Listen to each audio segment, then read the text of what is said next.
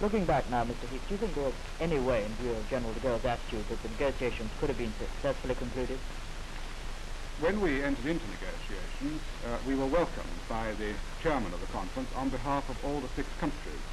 We were therefore fully entitled to take the view that all the 6 countries wanted to see the negotiations brought to a successful conclusion.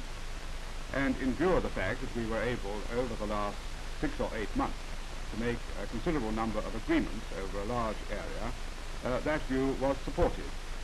It was quite clear at the meeting this week that the 5 countries other than France and the European Economic Commission themselves believed most firmly that there were no technical difficulties which were insuperable in the remaining spheres of negotiation. Now, last night you had a talk with the 5.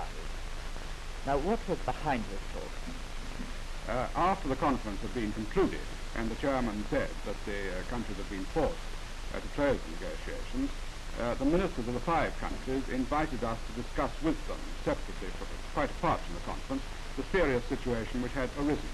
And we, of course, immediately agreed to do this. The ministers and ourselves therefore reviewed the situation, and we agreed over the next few days to keep in the closest contact about it. Each of us wants to go back to our capital and discuss it with the Prime Minister and the Cabinet, have time to reflect upon it, but we said we would, through diplomatic channels, keep in close contact and decide how we should act. But I would like to make one thing clear. There's no suggestion that the 5 countries and ourselves should continue these negotiations in Brussels about membership of the European Economic Community.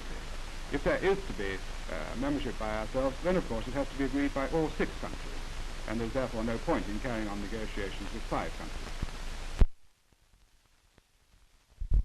Mr. Sanders, one